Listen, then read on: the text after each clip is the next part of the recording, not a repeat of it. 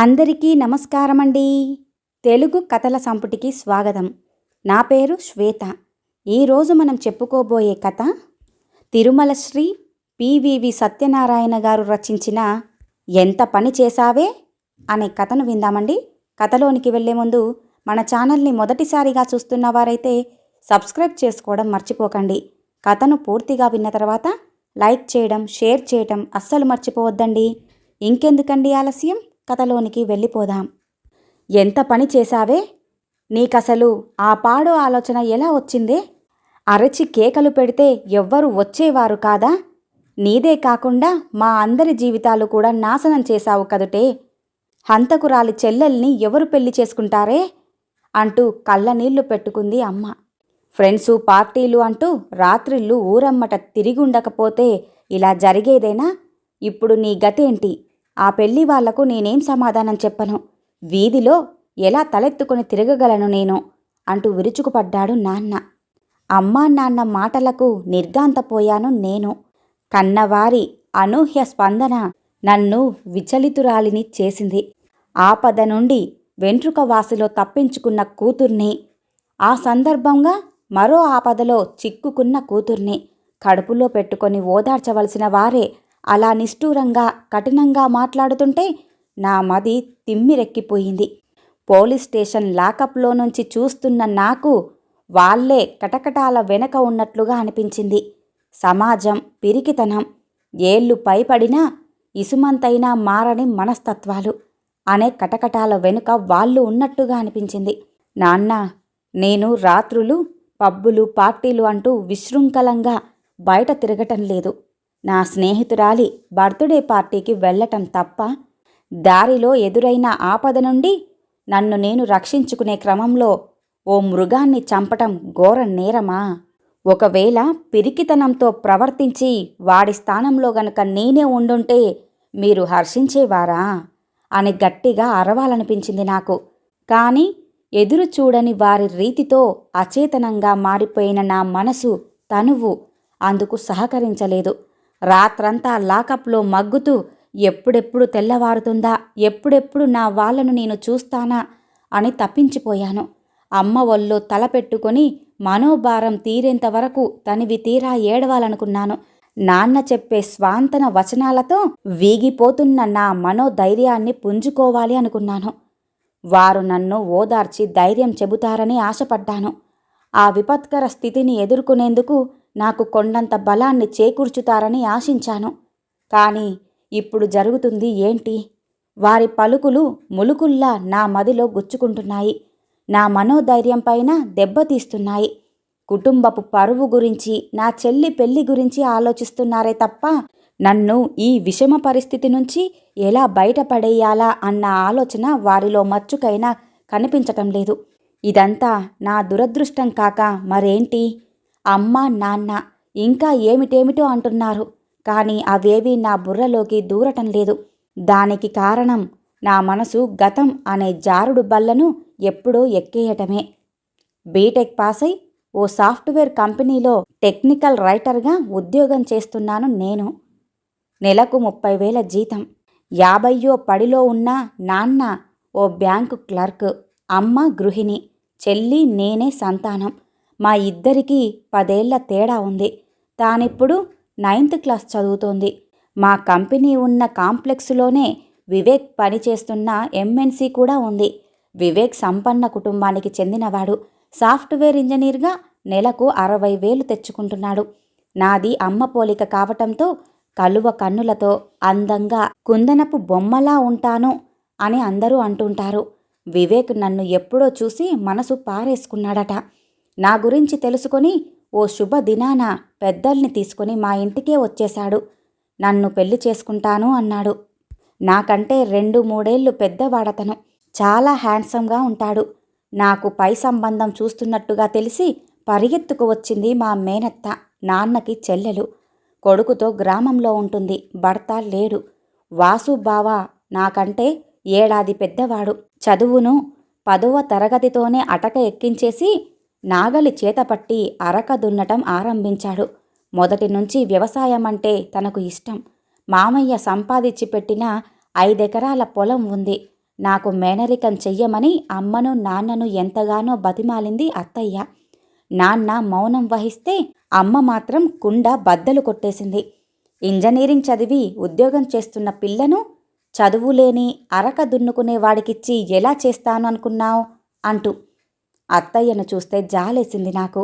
బావ బాగానే ఉంటాడు, తానంటే నాకు ఇష్టమే, కానీ అది పెళ్లి చేసుకునేంతటి ఇష్టం కాదు. అమ్మ చెప్పిందే రైట్ అనిపించింది నాకు. మట్టి పిసుక్కునేవాణ్ణి నాలాంటి సాఫ్ట్వేర్ గర్ల్ భర్తగా కలలో కూడా ఊహించుకోలేదు మరి. నిన్ను నా కోడల్ని చేసుకొని కడుపులో పెట్టుకొని చూసుకోవాలి అనుకున్నానే మల్లిక. కూతురు లేని లోటు తీర్చుకోవాలి అనుకున్నాను. రక్త సంబంధం బలపరుచుకోవాలి అనుకున్నాను. నాకు ప్రాప్తం లేదే అంటూ నా దగ్గర కన్నీళ్లు పెట్టుకుంది అత్తయ్య వెళ్ళిపోతూ. కొడుకు లేని లోటు తెలియకుండా కొన్నాళ్ల పాటు పెళ్లి వాయిదా వేసి నా సంపాదనతో నాన్నకు తోడుగా ఉండాలి అనుకున్నాను నేను. కనీసం చెల్లి కాలేజ్ చదువులకి వచ్చేంతవరకైనా నాన్నకి సహాయపడదాము అనుకున్నాను. కానీ నా ఆలోచన ఫలించలేదు. వివేక్తో నా నిశ్చితార్థం జరిపించేశారు నాన్న. నా నిశ్చితార్థానికి వచ్చారు అత్తయ్య, బావ. సారీ మల్లిక, మనసుకే తప్ప బుర్రకు పని చెప్పదు అమ్మ. పిచ్చి పిచ్చి సెంటిమెంట్లతో నిన్ను నాకిచ్చి పెళ్లి చెయ్యమంటూ మిమ్మల్నందర్నీ ఇబ్బంది పెట్టినట్లుగా ఉంది. అందుకు నేను క్షమాపణ చెప్పుకుంటున్నాను మల్లిక అన్నాడు బావ. నువ్వంటే నాకు ప్రాణమే మల్లిక, కానీ చదువుల సరస్వతివి నువ్వెక్కడా, మట్టిలో పనిచేసే నేనెక్కడా? నేను నీతో జీవితం పంచుకోవాలనుకోవటం అత్యాశే కాదు, అవివేకం కూడాను అంటున్నాడు బావ. సారీ బావా అనటం మినహా ఇంకేమనాలో తెలియలేదు నాకు. నా పెళ్లికి ముహూర్తం కూడా నిర్ణయించబడింది. ఇక 2 నెలలే ఉంది. ఆ రోజు నా కొలీగ్, నా క్లోజ్ ఫ్రెండ్ అయిన జయంతి పుట్టినరోజు. ఇంట్లోనే పార్టీ ఇచ్చింది. అంతా సరదాగా సందడిగా జరిగిపోయింది. ఆ వేడుక ముగిసేసరికి రాత్రి 11 గంటలైపోయింది. స్కూటర్ మీద ఇంటికి బయలుదేరాను. రోడ్లపైన ట్రాఫిక్ తగ్గిపోయింది. కొంత దూరం వెళ్లేసరికి హఠాత్తుగా 3 యువకులు ఓ మోటార్ బైక్ మీద నన్ను ఓవర్టేక్ చేసి వచ్చి నాకు అడ్డుగా నిలిచారు. 3 తాగి ఉన్నారు. తప్పించుకొని వెళ్ళబోయాను నేను. వాళ్ళు బైకు దిగి అసభ్యంగా మాట్లాడుతూ నన్ను స్కూటర్ మీద నుంచి కిందికి లాగారు. పేవ్మెంట్ పక్కన ఉన్న చెట్లలోకి లాక్కుపోయి అత్యాచారం జరపటానికి పూనుకున్నారు. అంతకు మునుపు పత్రికలలో చదివిన గ్యాంగ్ రేపు సంఘటనలు మదిలో మెదలటంతో క్షణకాలం నా మెదడు మొద్దుబారిపోయింది. అరుస్తూ ఉంటే నా నోరు నొక్కేశారు. నా దుస్తులు చింపేశారు. నన్ను ఆక్రమించుకోవటానికి ప్రయత్నిస్తున్నాడు ఒకడు. వాడి పశుబలం ముందు నా ప్రతిఘటన వీగిపోతూ ఉంటే దుఃఖం ముంచుకొస్తుంది నాకు. ఎలాగో 100కి ఫోన్ చేద్దామంటే అంతకు ముందే నా సెల్ని లాక్కుని దూరంగా విసిరేశారు వాళ్ళు. గోళ్లతో రక్కాను, పళ్ళతో కసిగా కొరికాను. నా పైన పడబోతున్న మృగాన్ని మొలపైన బలంగా తన్నాను. వెనక్కి పడిపోయాడు. దాంతో నా ముఖం మీద బలంగా కొట్టాడు మరొకడు నా వక్షం మీద పిడిగుద్దులు గుద్దాడు. 3వవాడు నా పొత్తి కడుపులో కాళ్లతో తన్నాడు. వారి నోటి నుండి వెలువడుతున్న బూతులు వింటుంటే చచ్చిపోవాలనిపించింది నాకు. నేను బాధతో అరుస్తూ ఉంటే మరింత పైశాచికంగా ప్రవర్తిస్తున్నారు వాళ్ళు. ఎక్కడ సంపాదించాడో ఓ ఇనుప గొట్టం పట్టుకొచ్చాడు ఒకడు. నీ పొగరును అనుస్తానే అంటూ కసిగా తిడుతూ ఆ ఇనుప గొట్టాన్ని నాల్లో చొప్పించటానికి ప్రయత్నించాడు. భయం ఆవహించుకుంది నన్ను. ఆ భయంతోనే కాబోలు తెగింపు పుట్టుకొచ్చింది. అంతటి బలం ఎలా వచ్చిందో నాకే తెలియలేదు. శక్తినంతా కూడదీసుకుని వాడి తొడల నడుమ 2 కాళ్లతోనూ తన్నాను. వాడు వెనక్కి పడిపోయి గిలగిల కొట్టుకుంటూ ఉంటే చివాలున లేచి నిలుచున్నాను. కింద పడ్డ ఇనుప గొట్టాన్ని అందుకొని వారిపైన దాడి చేశాను. కింద పడ్డవాడు లేవటానికి అవకాశం కూడా ఇవ్వకుండా ఆవేశంతో పిచ్చి పట్టిన దానిలా ఆగకుండా వాడి తలపైన కొడుతూనే ఉన్నాను. వాడు అచేతనంగా నేలకు ఒరిగి రక్తం దారలై పారుతున్నప్పుడు కానీ స్పృహలోకి రాలేదు నేను. మిగతా 2 బైక్ ఎక్కి ఎప్పుడో ఉడాయించేశారు. ఆవేశం తగ్గాక కానీ జరిగిందేమిటో ఆకలింపు కాలేదు నాకు. వాడు చచ్చిపోయాడు. లేదు, వాణ్ణి నేను చంపేశాను. ఎక్కడ లేని నిస్సత్తువ కమ్ముకు రావటంతో నేలపైన కూలబడి ముఖం చేతుల్లోకి కప్పుకొని బోరుమన్నాను. అదిగో అప్పుడే వినిపించింది దూరంలో పోలీస్ సైరన్. రోజూ నువ్వు ఇంటికి తిరిగి వచ్చేదాకా నాకు భయంగానే ఉండేది అంటూ అమ్మ ఏడుపుతో ఆలోచనల సుడిగుండంలో నుంచి బయటపడ్డాను. ఆడపిల్లల తల్లులందరూ ఇంతేనేమో అనిపించింది.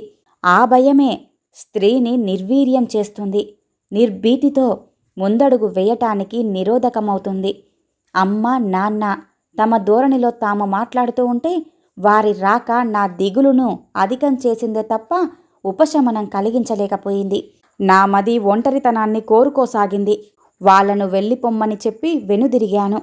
నా మదిలో సముద్ర ఘోష, ఎగసిపడుతూ ఉన్న ఆలోచనల సునామీ. నేను ఓ మనిషిని హతమార్చడమే కనిపిస్తోంది అందరికీను. కానీ 3 క్రూర మృగాలు నా పైన పడి నన్ను పెట్టిన చిత్రహింసలు వారి ఊహకి అందటం లేదు. నేను తిరగబడకుండా ఉంటే వారికి లొంగిపోయుండేదాన్ని. నేను నా మాన ప్రాణాలను కోల్పోతే అప్పుడు అందరూ జాలితో అయ్యో పాపం అంటూ విపరీతమైన సానుభూతి కురిపించేవారేమో. ఇప్పుడు ఆ ముష్కరుడు ఉన్న స్థానంలో నేనుండుంటే సెంటిమెంటు పండించేవారేమో. యుద్ధభూమిలో ఓ సైనికుడు శత్రువులను చీల్చి చెండాడితే అతనికి గౌరవ పతకం లభిస్తుంది.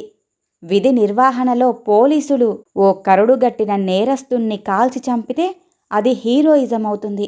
నాగరికత ప్రాంతంలో ప్రవేశించిన ఓ క్రూర మృగాన్ని మట్టుపెట్టడం కూడా హర్షణీయమే. సినిమాలో హీరో విలన్ని చంపితేనే ప్రేక్షకుల ప్రశంసలను పొందగలడు. కానీ అదే ఒక ఆడపిల్ల నిస్సహాయ స్థితిలో గౌరవం కాపాడుకునేందుకు ఆత్మరక్షణార్థం ఓ మానవ మృగాన్ని సంహరిస్తే మాత్రం అది ఘోర నేరమవుతుంది. ఇదెక్కడి న్యాయం? బిలబిలమంటూ వచ్చేసింది మీడియా. ఆ హత్య ఎందుకు చేశావు? హత్యాయుధాన్ని దగ్గర పెట్టుకుని తిరుగుతున్నావా? ఇలాంటి అవసరమేదో వస్తుందని నీకు ముందే తెలుసా? గ్యాంగ్ రేపుకి నువ్వు గురయ్యావా?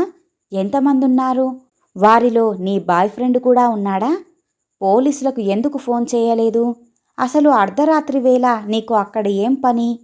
అలా రాత్రులు బయట తిరగటం నీకు అలవాటా? అంటూ ప్రశ్నల వర్షం కురిపించారు అంతా కూడా. నా హృదయం బగ్గుమంది. వీళ్ళు మనిషిలేనా? ఓ ఆడపిల్లను అడగవలసిన ప్రశ్నలేనా ఇవి? అంటూ దుఃఖం ముంచుకు వస్తూ ఉంటే సమాధానం చెప్పకుండా సెల్లో మూలకు ఒదిగిపోయాను. ఎవడో ఆకతాయి మీద చెయ్యి వేశాడని వాణ్ణి రాడ్డుతో కొట్టి చంపేసింది ఆ పిల్ల అంటూ ఓ కానిస్టేబుల్ ఎవరికో చెబుతూ ఉన్నది చెవిన పడటంతో దిగ్భ్రాంతికి గురయ్యాను నేను. ఇదా లోకం? ఆ మృగాడి చేతిలో చచ్చిపోకుండా నేను పొరపాటు చేశానా అనిపించింది నాకు మొదటిసారిగా ఆ క్షణంలో. మధ్యాహ్నం నాన్న వచ్చి హంతకురాలిని కోడలిగా చేసుకునేంతటి గొప్ప మనసు మాకు లేదు అంటూ పెళ్లివారు మన సంబంధం రద్దు చేసుకున్నారు అని చెబుతూ ఉంటే ఆశ్చర్యపోలేదు నేను. సాయంత్రం పోలీసులు నన్ను న్యాయస్థానంలో హాజరుపరచటం, కోర్టు నాకు 14 రోజుల పాటు రిమాండ్ విధించటము జరిగాయి. మర్నాడు అత్తయ్య, బావ నన్ను చూడ్డానికి సబ్ జైలుకి వచ్చారు. అత్తయ్య నన్ను చూసి కన్నీళ్లు పెట్టుకుంటే బావ నాకు ధైర్యం చెప్పాడు. నువ్వు నా మరదలివైనందుకు నాకు గర్వంగా ఉంది మళ్ళీ. ఆడపిల్లలంతా నీలాగే ధైర్యం చూపించినట్లయితే మీద చెయ్యి వేయటానికి కూడా సాహసించరు ఎవ్వరు. ఓ ఆడపిల్ల దిక్కుతోచని స్థితిలో మానం కాపాడుకోవటానికి ఆత్మరక్షణ కోసం చేసిన హత్య ఇది. మన న్యాయ వ్యవస్థ పైన నాకు పూర్తి విశ్వాసం ఉంది. న్యాయస్థానం తప్పక అర్థం చేసుకుంటుంది. లేకుంటే నిర్భయ చట్టంలోని నిర్భయ అన్న పదానికి అర్థం ఉండదు, ఆ చట్టానికి విలువ ఉండదు అన్నాడు బావ. నన్ను అర్థం చేసుకుని నా మనోధైర్యానికి ఎరువు వేసిన మొదటి వ్యక్తి మా బావ. నాకు తెలిసిన ఓ అడ్వకేట్ని వెంటబెట్టుకుని వచ్చాను. ఇవాళే నీ బెయిల్ పిటిషన్ని ఫైల్ చేస్తున్నాము. 2 రోజుల్లో నువ్వు తప్పకుండా బయటికి వస్తావు అంటూ ధైర్యం చెప్పాడతను. పెద్దగా చదువుకోలేదు అని, మట్టి పిసుక్కునేవాడని చిన్నచూపు చూసిన బావే అడగకుండానే నన్ను ఆదుకోవటానికి ముందుకు వచ్చాడు. విద్యాధికుడు అన్న పెళ్ళికొడుకు కనీసం నా దుస్థితిని అర్థం కూడా చేసుకోవటానికి ప్రయత్నించలేదు. చదువుకు సంస్కారానికి సంబంధం లేదు అన్న సత్యం మరోసారి రుజువైంది నాకు. కన్నీటి తెరల నడుమ బావ వంక కృతజ్ఞతాభావంతో చూస్తూ అప్రయత్నంగా చేతులు జోడించాను. ఈ కథ ఇంతటితో సమాప్తమండి. ఈ కథ కనుక మీకు నచ్చినట్లయితే లైక్ చేయండి, షేర్ చేయండి, అలాగే సబ్స్క్రైబ్ చేసుకొని మన ఛానల్ని ఎంకరేజ్ చేయండి. మీ యొక్క విలువైన అభిప్రాయాలను కూడా కామెంట్ రూపంలో తెలియజేయండి. ఇంత మంచి కథను మనకు అందజేసిన తిరుమల శ్రీ పివివి సత్యనారాయణ గారికి ధన్యవాదాలు తెలియజేసుకుంటున్నానండి. మరొక మంచి కథతో మళ్ళీ కలుద్దామండి. నమస్కారం.